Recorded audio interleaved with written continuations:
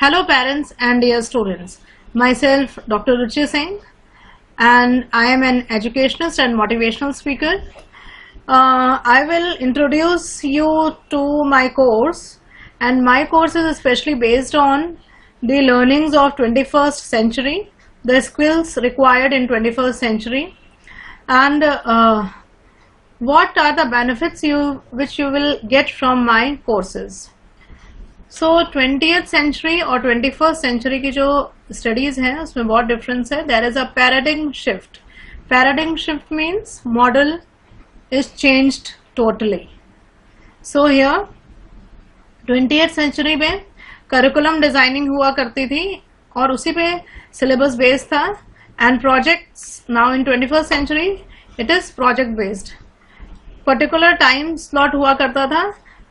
21st century में on demand है. Suppose किसी को मॉर्निंग में टाइम नहीं है स्टडीज का, सो इवनिंग में भी वो पढ़ाई कर सकते हैं. वन साइज फिट्स ऑल, एक ही टाइप का कोर्स बनता था, वो सबके काम आता था, बट अभी ये पर्सनलाइज्ड हो गया है.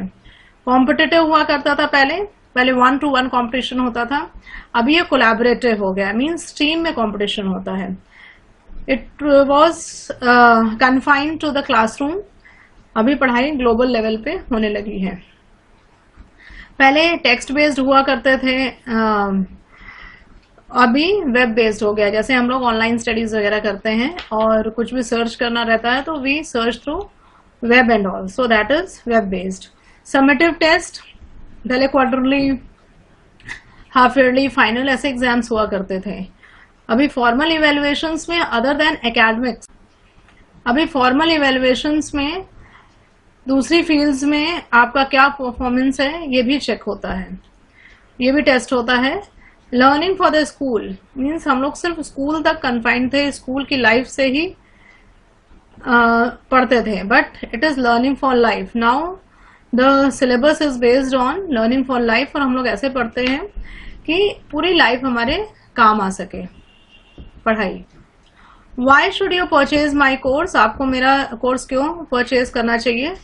Skills required as per 21st century. My course is based on the skills required as per 21st century, as I told you before. It develops a problem solving skill. Students will gain collective knowledge and develops collective knowledge. It is career oriented. As per the working of the brain, my lecture is based on mind mapping, based on multiple intelligence. There are 9 types of intelligence by which our brain works. हमारे अंदर 9 type की intelligence होती है. जैसे कुछ kinaesthetic smart होते हैं, कुछ खेल से सीखते हैं.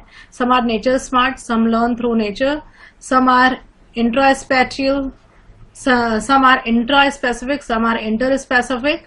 मीन्स टीम वर्क में काम करते हैं. कुछ इंट्रा स्पेसिफिक मीन्स खुद से सीखते हैं. सो ऐसी 9 टाइप्स की इंटेलिजेंस होती है, और मेरा जो सिलेबस है वो माइंड मैपिंग पे बेस्ड है. अगर हम माइंड मैपिंग और मल्टीपल इंटेलिजेंस दोनों को ले लें और इसके अकॉर्डिंग पढ़ते हैं, कोई चीज लर्न करते हैं, कुछ सीखते हैं, तो ये हमारे ब्रेन के डिफरेंट पार्ट्स के बीच में कनेक्शन बनाता है. It is picture based. मेरा जो सिलेबस है, कोर्स है, वो पिक्चर बेस्ड है, जिससे ग्रास्पिंग पावर अच्छा होता है, कोई चीज समझने की क्षमता बढ़ती है. The need of young students today. आज के स्टूडेंट्स के लिए क्या जरूरी है? Technology in the classroom learning, collaborate and work with their peers. Team work में काम करना है with the classmates. Inspired and challenged in their learning. हर जगह चैलेंजेस रहेंगे और हमको उससे इंस्पायर होके आगे बढ़ना है. The role of 3 C's in 21st century skills. 3 C's का रोल है क्रिटिकल थिंकिंग. पहला सी क्या है? Critical thinking. Critical thinking means suppose कोई पेशेंट किसी डॉक्टर के पास गया, डॉक्टर उससे पेशेंट की प्रॉब्लम पूछेगा, तो पेशेंट बताएगा कि मुझे ऐसे ऐसे सिम्टम्स हो रहे हैं. Then the doctor will diagnose which type of medicine has to be given. कौन सी टाइप की मेडिसिन देना है, क्या डायग्नोसिस करना है, वेदर वो जो मेडिसिन दिया जाएगा उसका साइड इफेक्ट तो नहीं होगा, और पूरा एनालिसिस करने के बाद ही वो आपको मेडिसिन प्रोवाइड करेगा. Now career and learning self reliance in 21st century. जो भी पढ़ाई है वो करियर बेस्ड रहेगी और इससे हमारा जो सेल्फ कॉन्फिडेंस बढ़ेगा. That is known as self reliance. You can trust yourself. Collective knowledge. Nowadays, collective knowledge is required. Means from one thing, you have to learn numerous things. That is known as collective knowledge. Brain, nerve cells and mind mapping. This is the structure of the brain cells. So, ये structure brain cells का है. ये जैसा बना हुआ है. अगर हम कोई भी माइंड मैपिंग में या कोई भी स्टडीज इस फॉर्म में, इस डायग्राम के फॉर्म से समझते हैं तो जल्दी समझ में आएगा और ब्रेन जल्दी इसको grasp करेगा.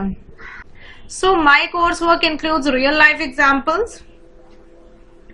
The grasping power increases if we learn through real life examples. Suppose we have taken a cell as a topic. So it will be having two types of cells, animal cell and plant cell. Animal cell और plant cell, और उसके भी types होंगे. There are different types of animal cells and there are different types of plant cells. So in this way we are going to do mind mapping. Now the complimentary benefits which you will get by purchasing my course: learning and writing skills, free time table and planner, MCQs. Here there is a sample for you all. Phosphate group, sugar group and nitrogenous base. They all together form nucleotides. Nucleotides form DNA.